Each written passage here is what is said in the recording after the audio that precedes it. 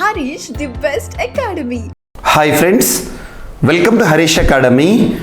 ఈరోజు వార్తలు నిలిచిన జాతీయ అంతర్జాతీయ రాష్ట్రీయ అంశాల గురించి, వార్తలు నిలిచిన వ్యక్తులు, అవార్డులు, పుస్తకాలు, మరి క్రీడా సంబంధిత సమాచారం ఒక్కొక్క అంశాన్ని వివరంగా తెలుసుకుందాం. ఈరోజు మన ఫస్ట్ టాపిక్ వచ్చేసి ప్రపంచంలోనే అత్యంత శక్తివంతమైన పాస్పోర్ట్ వ్యవస్థను కలిగి ఉన్న దేశంగా జపాన్ మరొకసారి వార్తలు నిలిచింది. సో జపాన్ ప్రపంచంలోనే అత్యంత శక్తివంతమైన పాస్పోర్ట్ వ్యవస్థ అంటున్నాను. ఇటీవల విడుదలైన 2023 సంవత్సరానికి సంబంధించిన హెన్లీ పాస్పోర్ట్ ఇండెక్స్ 2023కి సంబంధించిన గణాంకాలలో జపాన్ ప్రపంచంలోనే అత్యంత శక్తివంతమైన పాస్పోర్ట్ వ్యవస్థను కలిగి ఉన్న దేశంగా మనం చూడడం జరుగుతుంది. సో జపాన్కి సంబంధించిన స్కోర్ ఎంత అంటే 193. ఈ స్కోర్ ఇంపార్టెంట్. 193 అంటే అర్థం ఏంటంటే జపాన్ సిటిజన్, జపాన్కి సంబంధించి ఏ వ్యక్తి అయినా లేదా జపాన్ దేశానికి సంబంధించిన పాస్పోర్ట్ ఏ వ్యక్తి కలిగి ఉన్నా కూడా తను ప్రపంచంలోని 193 దేశాలకు వీసా ఫ్రీగా ట్రావెల్ చేయొచ్చు. వీసా ఫ్రీ ట్రావెల్ అని గుర్తుంచుకోండి. ఇక్కడ మనకు రెండు పదాలు, పాస్పోర్ట్ అంటే ఏంటి, వీసా అంటే ఏంటో చూడాలి. So passport example, I'm an Indian, నేను భారతీయుని. భారతదేశం నుండి వేరే దేశానికి అమెరికా కానీ లేదా జర్మనీకి కానీ వెళ్ళాలనుకుంటే మన భారత ప్రభుత్వం నన్ను ధృవీకరించి హీఈస్ అన్ ఇండియన్, ఇతను భారతీయుడు అని చెప్పేసి ధృవీకరించి జారీ చేసే ఒక పత్రమే ఒక పాస్పోర్ట్. అంటే నన్ను భారతీయుని అని భారత ప్రభుత్వం చెప్పడం అన్నట్టు. అలా దేశాన్ని మనం విడిచిపెట్టాలంటే, మన దేశం నుండి బయటికి వెళ్ళాలంటే మన భారతదేశం యొక్క ధృవీకరణ పత్రం తప్పనిసరి. మరి వీసా అంటే నేను ఏ దేశానికైతే వెళ్ళాలనుకుంటున్నానో, అమెరికా కానీ జర్మనీకి కానీ జపాన్కి కానీ ఏ దేశానికైతే నేను వెళ్ళాలనుకుంటున్నానో ఆ దేశం నేను అక్కడికి రావడానికి ఇచ్చే అనుమతి పత్రాన్ని ఇక్కడ ఏమంటాం, వీసా అంటాం. సో వీసా అంటే మనం ఏ దేశానికైతే వెళ్ళాలనుకుంటున్నామో ఆ దేశం మనకిచ్చే అనుమతి, పర్మిషన్, వీసా. ఏ దేశం నుండి వెళ్తున్నామో మన దేశం మనకిచ్చే అధికారిక ధృవీకరణ పత్రము పాస్పోర్ట్. ఇక్కడ ఎందుకు ఈ రెండు చెప్తున్నానంటే, ఇప్పుడు జపాన్ పాస్పోర్ట్ని కలిగి ఉన్న ఏ వ్యక్తి అయినా ప్రపంచంలోని 193 దేశాలకు ఎటువంటి వీసా లేకుండానే వెళ్ళొచ్చు. అంటే అంత పవర్ఫుల్ పాస్పోర్ట్ ఉందంటే చాలు, ఇక వీసాతో సంబంధం లేనట్టు. అలా అత్యంత శక్తివంతమైన పాస్పోర్ట్ కలిగి ఉన్న దేశంగా Japan, as it is every year ఈ సంస్థే మనకి ఈ దేశమే వార్తల్లోకి వస్తుంది, జపాన్ గుర్తుంచుకోండి. ఇక రెండవ స్థానంలో సింగపూర్, మూడవ స్థానంలో సౌత్ కొరియా. మరి భారతదేశం యొక్క స్థానం ఎంత అంటే 85th పొజిషన్, 85వ స్థానంలో ఉంది. 85 భారత్ యొక్క స్కోర్ ఎంత అంటే 59. అంటే అర్థం ఏంటిది, భారతదేశం యొక్క పాస్పోర్ట్ కలిగి ఉన్న ఏ వ్యక్తి అయినా కూడా ప్రపంచంలోని ఎన్ని దేశాలకు వీసా ఫ్రీగా, వీసా లేకుండానే వెళ్ళొచ్చు అంటే 59 దేశాలకు. సో ఇది గుర్తుంచుకోండి.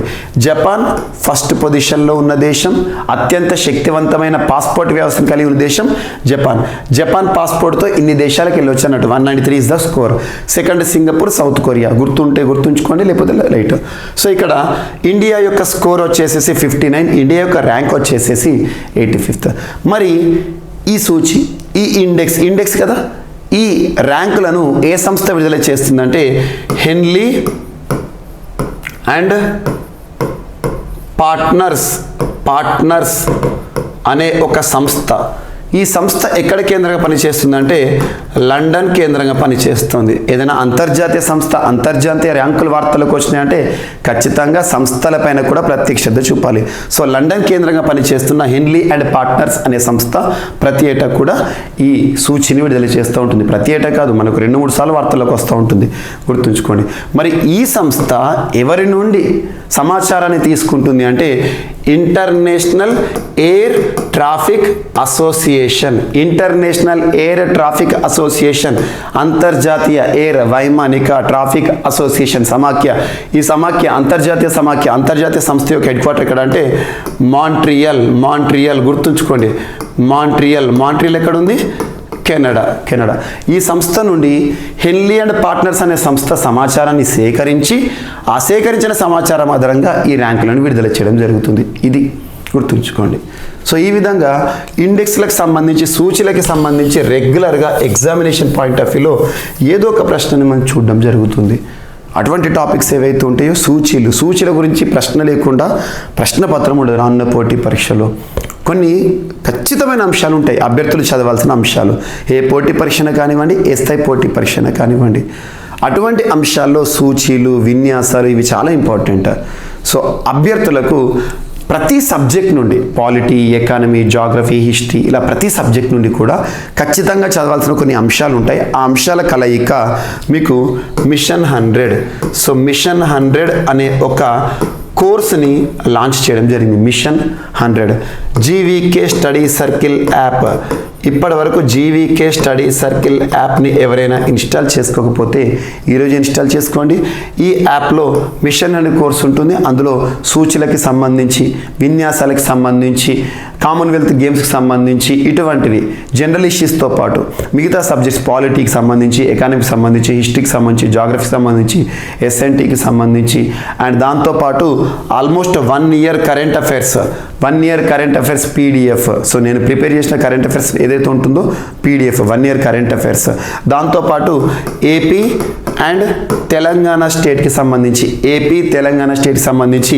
బడ్జెట్లు కానివ్వండి, AP budget, Telangana budget and schemes కానివ్వండి, రీసెంట్గా ఏపీకి సంబంధించి కూడా గత సంవత్సరంలో వార్తలకు వచ్చిన కరెంట్ ఇష్యూస్ ఏవైతే ఉంటాయో వాటిని కూడా యాడ్ చేయడం జరిగింది. సో ఇవన్నీ కలిపేసేసి మీకు మిషన్ అండ్ కోర్స్ తీసుకొచ్చాను. ఇవి ఖచ్చితంగా చదవండి. ఏ పోటీ పరీక్షనైనా కూడా మన ప్రెడిక్షన్స్ అనేవి ఇప్పటివరకు తప్పట్లేదు. అది కరెంట్ అఫైర్స్ కానివ్వండి, ఏ సబ్జెక్ట్ అయినా కానివ్వండి. సో అభ్యర్థుల కోరిక మేరకు ఈ రోజు నుండి మీకు ఆఫర్ అనేది ప్రకటించడం జరుగుతుంది. మిషన్ అండ్ కోర్సు ఈ సంక్రాంతి పర్వదినం సందర్భంగా సో అభ్యర్థులందరి కోరిక మేరకు చాలా రిక్వెస్ట్ వస్తున్నాయి. మిషన్ 100 కోర్స్ పైన భారీ తగ్గింపు ఉంది. సో ఒకసారి అవైల్ చేసుకోండి. జీవీకే స్టడీ సర్కిల్ యాప్లో ఈ కోర్స్ ఉంటుంది, చూడండి. సో ఖచ్చితంగా మీకు రానున్న పోటీ పరీక్షల్లో ఉపయుక్తంగా ఉంటుంది. అండ్ నెక్స్ట్, ఈరోజు వార్తలు నిలిచిన ఒక కళ మనకు డ్యాన్స్, మ్యూజిక్ ఇలాంటి వాటిపైన ఎగ్జామినర్ ఫోకస్ చేస్తున్నాడు. సో అందులో ఒక కళ, కేరళ రాష్ట్రానికి సంబంధించిన కళ ఒట్టన్ తుల్లాల్ అనే ఒక స్టేజ్ షో. ఒట్టన్ తుల్లాల్ అనే ఒక కళ ఈరోజు వార్తలకు వచ్చింది. ఒట్టన్ తుల్లాల్ మనకి కుడియట్టం అని ఉంటుంది ఒకటి నృత్యం, సేమ్ అలాంటిదే. కుడియట్టం, కథక్కళి ఏవైతే ఉంటాయో సేమ్ అలాంటిదే. పేరేంటిది? ఒట్టన్ తులాల్. ఇటువంటివి మనకు హిందూ పేపర్లో రెగ్యులర్గా ఆర్టికల్స్ కనబడుతూ ఉంటాయి. ఒట్టన్ తులాల్ అనేది ఏ రాష్ట్రానికి సంబంధించి అంటారు, అంతే, దట్స్ ఇట్. సో కేరళ రాష్ట్రానికి సంబంధించి ఈరోజు ఎందుకు వార్తల్లోకి వచ్చిందంటే ఈ కళకి సంబంధించి ప్రత్యేక ప్రోత్సాహకాలు ఇస్తున్నారు, ప్రత్యేకంగా దీన్ని ప్రోత్సహిస్తున్నారు అని చెప్పేసి ఒక ప్రత్యేక ఆర్టికల్ వచ్చింది కాబట్టి ఎగ్జామినేషన్ కూడా రావచ్చు. ఇది 18th సెంచరీకి సంబంధించిన ఒక నృత్యం. ఇది సోలోగా పర్ఫార్మెన్స్ చేస్తారు. సోలో అంటే ఏంటి? ఒక వ్యక్తి మాత్రమే స్టేజ్ పైన దీన్ని పర్ఫార్మెన్స్ చేస్తూ ఉంటారు డ్యాన్స్కి సంబంధించి. దీన్ని 18th సెంచరీలో కుంచన్ నంబియార్ అనే ఒక పోయెట్, కుంచన్ నంబియార్ అనే ఒక పోయెట్ దీన్ని ఇంట్రడ్యూస్ చేశారు. కుంచన్ నంబియార్ పేరు గుర్తుంచుకోండి, కుంచన్ నంబియార్.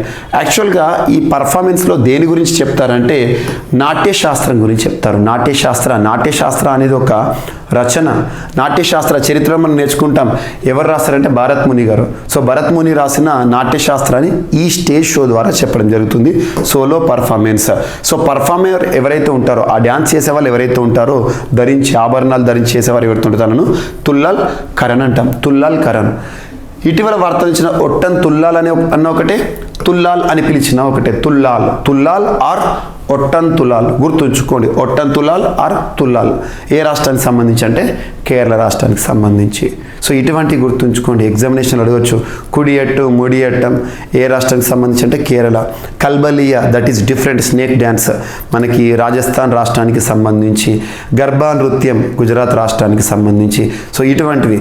అండ్ హార్న్బిల్స్ అది నాగాలాండ్కి సంబంధించి. ఇటువంటివి ఖచ్చితంగా చదవాల్సినవే, ఎగ్జామ్లో అడుగుతున్నారు. కల్చర్ పార్ట్ మన ఇండియన్ కల్చర్ అండ్ హెరిటేజ్ హిస్టరీకి సంబంధించిన అంశం ఇది.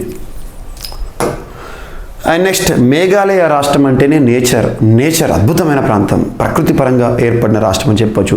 నార్త్ ఈస్టర్న్ సైడ్ ఈశాన్య రాష్ట్రాల్లో ఉన్న రాష్ట్రాల్లో ఒక రాష్ట్రం మేఘాలయ రాష్ట్రం అనగానే మనకు రెండు అంశాలు టక్కున గుర్తుకు రావాలి.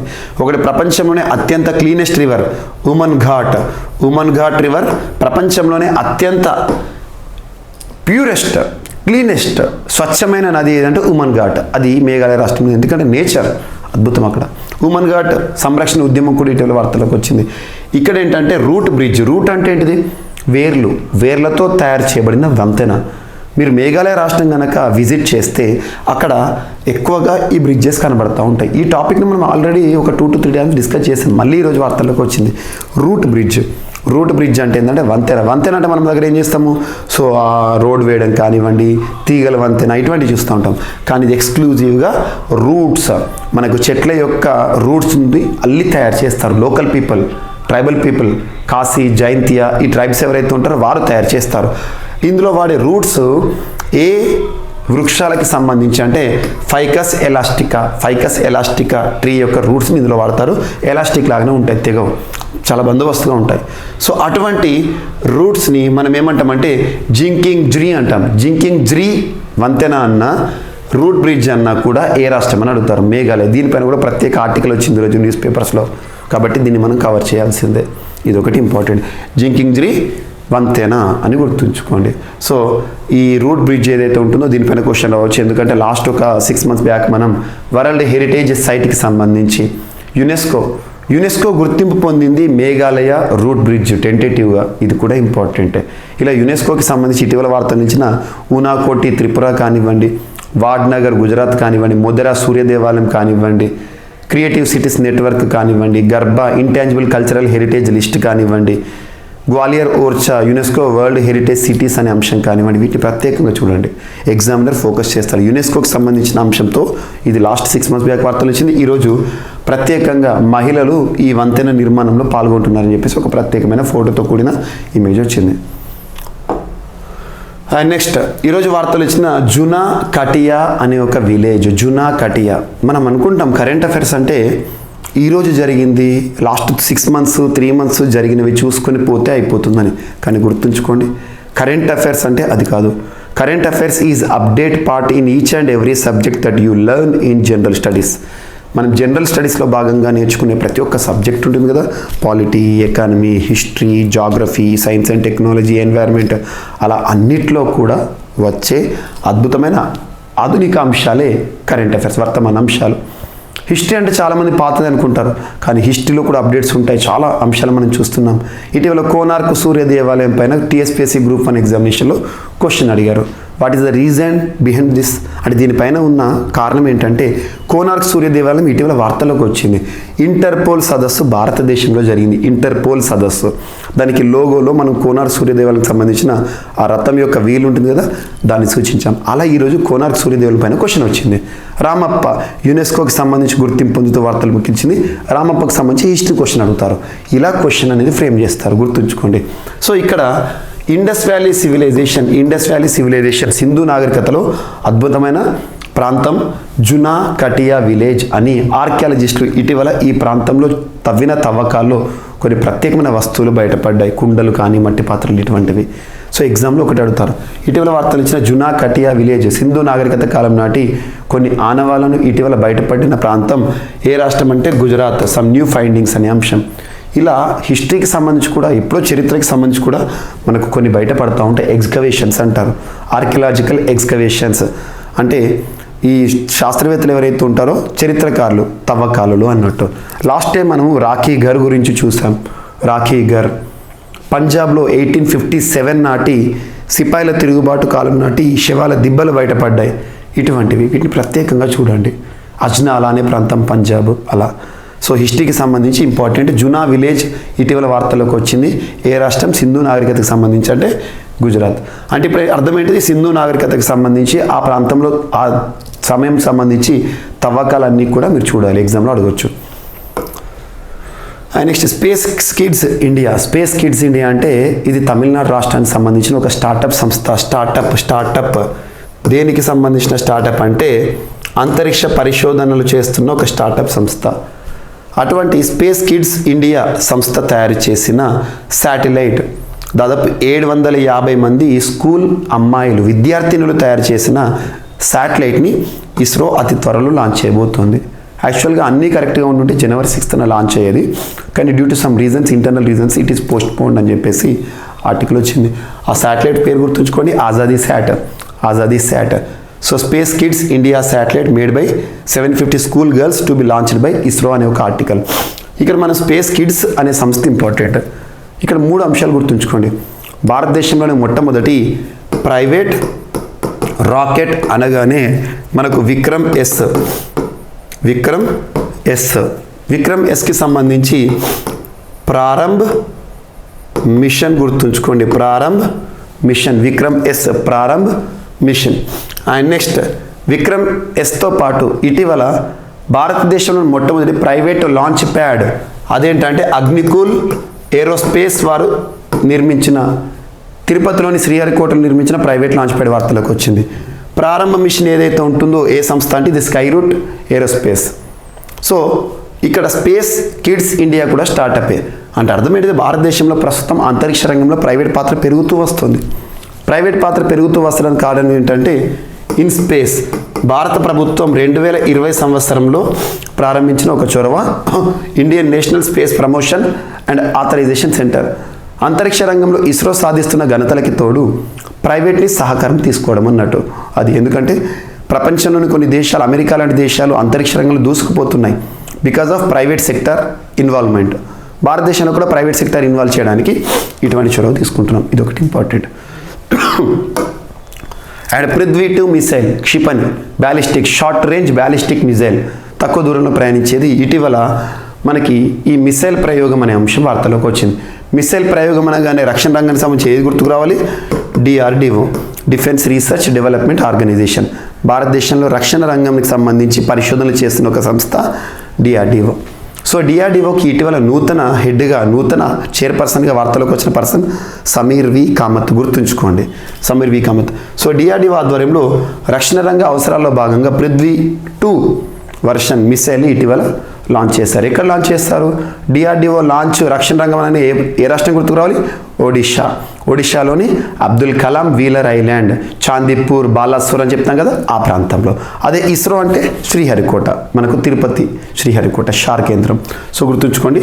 దీని యొక్క కెపాసిటీ ఎంత అంటే, ఇది బ్యాలిస్టిక్ మిసైల్, దీని యొక్క కెపాసిటీ ఎంత అంటే 350 కిలోమీటర్స్, 350 కిలోమీటర్ల దూరంలో ఉండే దేన్నైనా కూడా, ఏ టార్గెట్నైనా కూడా అది ఛేదిస్తుంది. ఇది ఇక్కడ పృథ్వీ-2 మిసైల్కి సంబంధించిన అంశం. And next road safety week అనే అంశం. రహదారి భద్రతా వారోత్సవాలు, సమారిటన్ ప్రోగ్రామ్ అనొచ్చు. సమారిటన్స్ అంటే రహదారి భద్రత.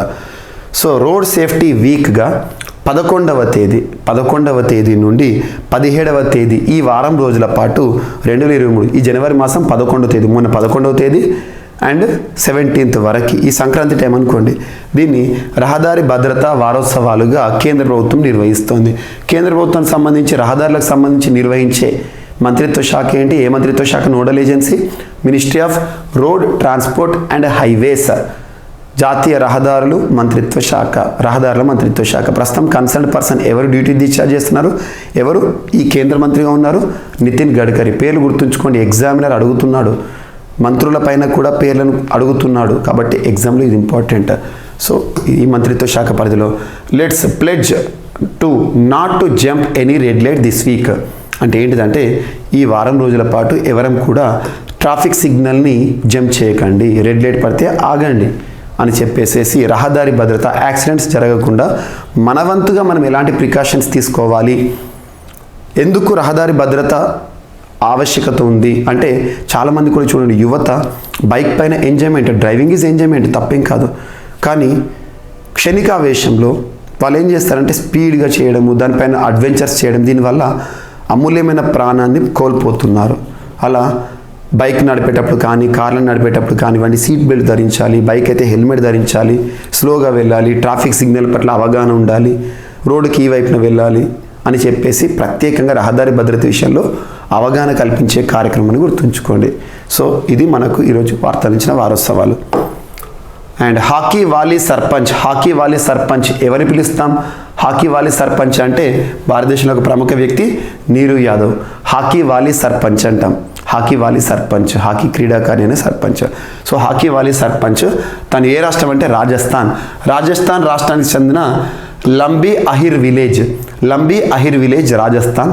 సో నీరు యాదవ్ గారు ఇటీవల నాబార్డ్ సంస్థతో ఒక అవగాహన కార్యక్రమాన్ని ముందుకు తీసుకెళ్తున్నారు. NABARD, national bank for agriculture and rural development, NABARD భారతదేశంలో జాతీయ బ్యాంకు. దేనికోసం? అగ్రికల్చర్, వ్యవసాయానికి సంబంధించి, గ్రామీణ అభివృద్ధికి ఉద్దేశించిన బ్యాంకు. సో భారతదేశంలో కొన్ని సంస్థలపైన క్వశ్చన్స్ అడుగుతారు. నాబార్డు గురించి క్వశ్చన్ లేకుండా క్వశ్చన్ పేపర్ ఉండనే ఉండదని మీకు ప్రతిసారి కరెంట్ అఫైర్స్లో నాబార్డు సంస్థ ఎప్పుడు వార్తల్లోకి వచ్చినా మీకు 3 పాయింట్లు అయితే ఖచ్చితంగా చెప్తాను. నాబార్డ్ అంటే భారతదేశంలో 1982లో ఏర్పడిందని, ఏ కమిటీ సిఫార్సుల మేరకు ఏర్పడిందంటే శివరామన్ కమిటీ సిఫార్సుల మేరకని, నాబార్డుని రీఫైనాన్సింగ్ బ్యాంక్ అని పిలుస్తామని. ఈ 3 పాయింట్లు నా క్లాసెస్ రెగ్యులర్గా చూసేవాళ్ళు ఈ 3 పాయింట్లు ఖచ్చితంగా గుర్తుంచుకుంటారు. ఎందుకంటే ఇది ఇంపార్టెంట్ అని చాలాసార్లు 100 సార్లు రిపీట్ చేశాను. దీనిపైనే మనకి ఏపీపీఎస్సీ గ్రూప్ 1 ఎగ్జామినేషన్లో నాబార్డ్ బ్యాంక్ ఏర్పాటుకి కారణమైన కమిటీ పేరు ఏంటని అడిగారు. ఇంత సింపుల్ క్వశ్చన్, తెలిస్తే సింపులే, తెలియకపోతే కష్టం. So prediction is important. ఎగ్జామినేషన్లో ఏ ప్రశ్న అడుగుతున్నారు? ఐఐటీల గురించి క్వశ్చన్ లేకుండా క్వశ్చన్ పేపర్ ఉండదు అన్నాను. ప్రతిసారి ఛాలెంజ్ చేస్తున్నాను, ఐఐటీల గురించి క్వశ్చన్ లేకుండా క్వశ్చన్ పేపర్ ఉండదు అని. టీఎస్పీఎస్సీ గ్రూప్ 1 ఎగ్జామినేషన్లో 3 ప్రశ్నలు ఐఐటీల పైన అడిగారు. APPSC group 1లో xylitol, IIT Guwahati పైన క్వశ్చన్ అడిగారు. సో ఈ విధంగా ఛాలెంజ్ కూడా చేశాను. సో ఏపీపీఎస్సీ గ్రూప్ 1 సంబంధించి రాను వేలి నచియార్, తమిళనాడుకు సంబంధించిన ఒక రాణి, తన పైన క్వశ్చన్ అడిగారు. ఆ బిట్ మనం కవర్ చేసాం మొన్న జనవరి 5th రోజున. ఇలా ఏపీపీఎస్సీ గ్రూప్ 1 ఎగ్జామినేషన్లో వచ్చిన ప్రశ్నపత్రాన్ని చూడండి, మన కరెంట్ అఫైర్స్ని టాలీ చేయండి. మ్యాక్సిమం మన 100% కరెంట్ అఫైర్స్ అన్నింటిలో కవర్ అవుతున్నాయి. సో ఇటువంటి ఎక్సెప్షనల్ బిట్స్ గుర్తుంచుకోండి. ఇక్కడ నాబార్డ్ వార్తలకు వచ్చింది కాబట్టి మీకు చెప్తున్నాను. నాబార్డ్ సంస్థ సహకారంతో ఒక అవగాహన కార్యక్రమాన్ని నిర్వహిస్తున్నారు. ఈ విలేజ్లో, లంబీ అహిర్ విలేజ్లో FPO, ఫార్మర్ ప్రొడ్యూసర్స్ ఆర్గనైజేషన్ని ఏర్పాటు చేయడానికి, దాని పట్ల ప్రజల్లో ప్రత్యేకంగా సహకారం అందించుకోవడానికి society of Indian institute of rural development వారి ఆధ్వర్యంలో FPOల ఏర్పాటు. హాకీ వాలి సర్పంచ్ ఇన్స్పాక్ట్ ఒప్పందం ఎవరితో? నాబార్డ్ సంస్థతో. సో ప్రతి ఏటా ఫిబ్రవరి 28వ తేదీని మనం ఏ విధంగా నిర్వహించుకుంటాం? 28th ఫిబ్రవరిని science day, national science day. So science day February 28th. అటువంటి సైన్స్ డేని ఉద్దేశించి ఈ 2023కి సంబంధించి థీమ్ని విడుదల చేస్తారు ministry of S&T, science and technology minister Jitendra Singh garu. So 2023 science day, జాతీయ సైన్స్ దినోత్సవం యొక్క థీమ్ భారత ప్రభుత్వం ఏ విధంగా ప్రకటించిందంటే global science for global wellbeing. Global science for global wellbeing, ప్రపంచ వైజ్ఞానిక రంగం ప్రపంచ శ్రేయస్సు కోసం అన్నట్టు తెలుగులో ట్రాన్స్లేషన్. గ్లోబల్ అనే పదాన్ని ఎందుకు ఇక్కడ పెట్టామంటే ప్రస్తుతం G20, మన భారత్ G20 దేశాలు ముందుని నడిపిస్తుంది. G20కి అధ్యక్షత బాధ్యతల్లో భారత్ ఉంది కాబట్టి గ్లోబల్ని ఉద్దేశించి పెట్టాం. సో థీమ్ ఏంటి అంటాం, గుర్తుంచుకోండి.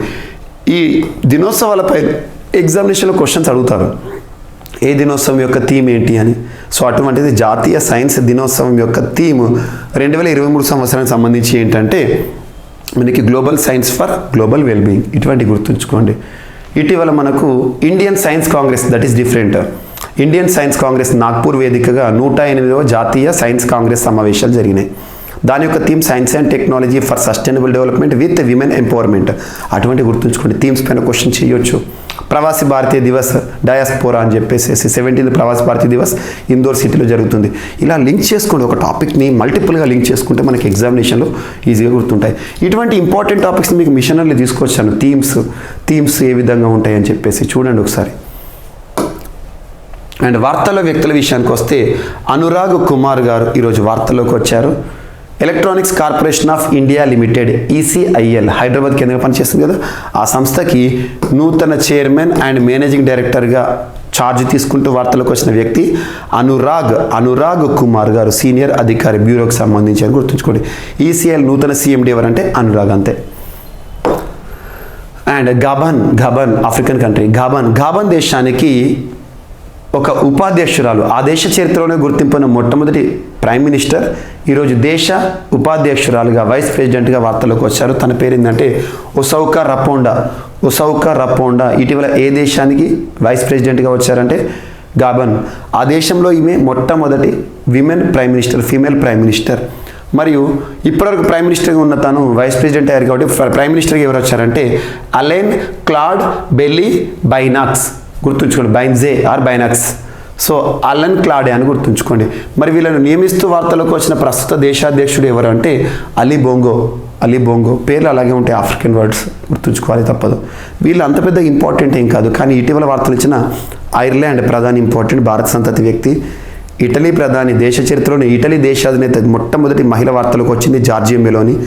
అండ్ ఇటీవల పెరు దేశ చరిత్రలో మొట్టమొదటి అధ్యక్షురాల వార్తలకు వచ్చింది దీనా బోలువాటే. వీళ్ళపైన ప్రత్యేక శ్రద్ధ చూపండి, ఎగ్జామ్లో ఫోకస్ చేయొచ్చు. అండ్ ఇటీవల తెలంగాణ రాష్ట్ర ప్రభుత్వం గత జనవరి 11వ తేదీన శాంతి కుమారి గారిని రాష్ట్ర చరిత్రలో తెలంగాణ రాష్ట్రంలో మొట్టమొదటి CSగా నియమించింది. ప్రధాన కార్యదర్శి, IAS ఆఫీసర్స్కి ప్రమోషన్ వస్తే హయ్యెస్ట్ పోస్ట్ CS రాష్ట్రంలో అయితే. సో అలా శాంతి కుమారి గారిని నియమించడం జరిగింది. తెలంగాణ రాష్ట్రంలో తొలి మహిళా CS. జనవరి 11th రోజు మనం వార్తను చూసాం. సో తను ఛార్జ్ తీసుకుంటూ ఈరోజు వార్తలకు వచ్చారు. సో పదవి బాధ్యతలను స్వీకరిస్తూ వార్తలకు వచ్చారు. తెలంగాణ నూతన ప్రభుత్వ కార్యదర్శి శాంతకుమారి గారు నియమితులయ్యారు. 1989 IAS బ్యాచ్కి చెందిన ఆమె ప్రస్తుతం అటవీ శాఖ ప్రత్యేక కార్యదర్శిగా ఉన్నారు. గతంలో వైద్య ఆరోగ్య శాఖల్లో బాధ్యతలు నిర్వహించారు. కేసీఆర్ మంత్రిగా ఉన్న సమయంలో మెదక్ కలెక్టర్గా పనిచేశారు. CSగా బాధ్యతలు స్వీకరించిన అనంతరం ఆమె ప్రగతి భవన్లో ముఖ్యమంత్రి కేసీఆర్ని కలవడం జరిగింది. గుర్తుంచుకోండి, CS శాంతికుమారి గారు సోమేష్ కుమార్ గారి స్థానంలో. సో ఈరోజు క్రీడలకు సంబంధించి సూర్యకుమార్ యాదవ్ ఒక సంచలనంగా ఉన్నాడు. ప్రస్తుతం ఇండియా క్రికెట్ టీంలో సంచలనం, అందులోనూ లిమిటెడ్ ఓవర్స్ క్రికెట్, ముఖ్యంగా 2020లో అయితే అద్భుతం, ప్రపంచ నెంబర్ 1 ఆటగాడు వచ్చేసాడు. ముంబై ఇండియన్స్ తరపున తెరకు పరిచయమై ఇటీవల అంతర్జాతీయ స్థాయిలో తనకంటూ ప్రత్యేక గుర్తింపు తెచ్చుకుంటున్నాడు సూర్యకుమార్ యాదవ్. ఈరోజు ఒక ప్రపంచ రికార్డు, ఫాస్టెస్ట్ 1500 T20I రన్స్ అంటే ఏంటంటే అంతర్జాతీయ T20 క్రీడలు పురుషులకి సంబంధించి, పురుషులకైనా ఏదైనా అంతర్జాతీయ T20 మ్యాచెస్లో అత్యంత వేగవంతమైన 1500 పరుగులను సాధించిన ఆటగాడుగా సూర్యకుమార్ కొత్త చరిత్రను లిఖించాడు. ఎన్ని బాల్స్లో అంటే 843 బాల్స్లోనే, 843 బంతుల్లోనే తను 1500 అంతర్జాతీయ పరుగులు T20లో సాధించాడు. అందులో 3 సెంచరీలు ఉన్నాయి, 13 హాఫ్ సెంచరీలు ఉన్నాయి. గుర్తుంచుకోండి, మొత్తం ఎన్ని మ్యాచెస్లో అంటే 45 మ్యాచెస్లో. ఇన్నింగ్స్ అంటే తను బ్యాటింగ్కి వచ్చిన సమయం, ఎన్ని సమయాల్లో అంటే ఎన్ని ఇన్నింగ్స్లో అంటే 43 ఇన్నింగ్స్లో. ఇటువంటివి గుర్తుంచుకోండి రికార్డ్స్. అండ్ ఈరోజు వార్తలు నిలిచిన ఒక ప్రముఖ ఆథర్ రాసిన పుస్తకం, సో తమల్ బందోపాధ్యాయ గారు రాసిన పుస్తకం. బందోపాధ్యాయ అంటే వెస్ట్ బెంగాల్. తమల్ బందోపాధ్యాయ గారు రాసిన పుస్తకం roller coaster and affair with banking రంగంలో తనకున్న అనుభవాలను జోడించి రాసిన పుస్తకం roller coaster. Award winning best selling author ఇతను, బెస్ట్ ఆథర్ ఇతను. తమల్ బందోపాధ్యాయ గారు రాసిన పుస్తకం ఇటీవల వార్తలు ఇచ్చింది. ఆ పుస్తకం పేరు ఏంటంటే roller coaster and affair with banking అని గుర్తుంచుకోండి. సో ఇవి మనకి ఈరోజు వార్తలు నిలిచిన అంశాలు. ఒకసారి ర్యాపిడ్గా చూస్తే హెన్లీ పాస్పోర్ట్ ఇండెక్స్ వార్తల్లోకి వచ్చింది. శక్తివంతమైన పాస్పోర్ట్ కలిగిన దేశంగా జపాన్. అండ్ ఒట్టన్ తుల్లాల్ అనే ఒక కళ వార్తలకు వచ్చింది, కేరళకు సంబంధించి. మేఘాలయలోని రూట్ బ్రిడ్జ్ ప్రత్యేకంగా వార్తలకు వచ్చింది. And important findings from Juna Khatiya village, Gujarat రాష్ట్రానికి సంబంధించి పురాతన ఆనవాళ్ళు బయటపడ్డ ప్రాంతం. అండ్ స్పేస్ కిడ్స్ వారు తయారు చేసిన 750 మంది అమ్మాయిలు తయారు చేసిన శాటిలైట్ ఇస్రో అతి త్వరలో లాంచ్ చేయబోతోంది. And Prithvi 2 short range ballistic missile 350 కిలోమీటర్ల దూరంలో ఉండి దేన్నైనా ఛేదించేదాన్ని ప్రయోగం చేసింది DRDO. అండ్ రోడ్ సేఫ్టీ వీక్గా భారత ప్రభుత్వం 11వ తేదీ నుండి 17వ తేదీని అవగాహన కార్యక్రమాలు నిర్వహిస్తున్నారు. హాకీ వాలీ సర్పంచ్గా పేరొందిన నీరు యాదవ్ గారు నాబార్డ్ సహకారంతో లంబీ ఆహిర్ విలేజ్లో గ్రామ అభివృద్ధికి సంబంధించిన కార్యక్రమాలు ముందు నడిపిస్తున్నారు. అండ్ ఫిబ్రవరి 28 సైన్స్ డేకి సంబంధించి ఈ సంవత్సరం theme global science for global wellbeing అనే ఒక థీమ్ని SNT మినిస్టర్ గారు లాంచ్ చేశారు. అనురాగ్ కుమార్ గారు ECIL నూతన చైర్మన్ అండ్ మేనేజింగ్ డైరెక్టర్గా వార్తల్లోకి వచ్చారు. తెలంగాణ గాబన్ దేశానికి ఒక మహిళా ఉపాధ్యక్షురాలు ఒసోకా రపోండా అనే వ్యక్తి వార్తల్లోకి వచ్చారు. తెలంగాణ రాష్ట్ర చరిత్రలోనే మొట్టమొదటి మహిళా సిఎస్గా వార్తల్లోకి వచ్చిన పర్సన్ శాంతికుమారి గారు. అండ్ సూర్యకుమార్ ప్రపంచంలో అత్యంత వేగవంతమైన 1500 పరుగులు సాధించిన అంతర్జాతీయ క్రీడాకారుడిగా భారత జట్టుకు సంబంధించిన ఆటగాడు వార్తలకు వచ్చాడు. Roller coaster and affair with banking అనే పుస్తకాన్ని రాస్తూ తమల్ బందోపాధ్యాయ్ గారు ఈరోజు వార్తల్లోకి వచ్చారు. సో ఇవి ఫ్రెండ్స్ ఈరోజు వార్తలు నిలిచిన అంశాలు. మిస్లేనియస్ అంశాలు ఏమైనా మిగిలిపోతే మాత్రం రేపటి క్లాస్లో జోడించి మళ్ళీ నేర్చుకుందాం. రేపు కలుద్దాం. Thank you.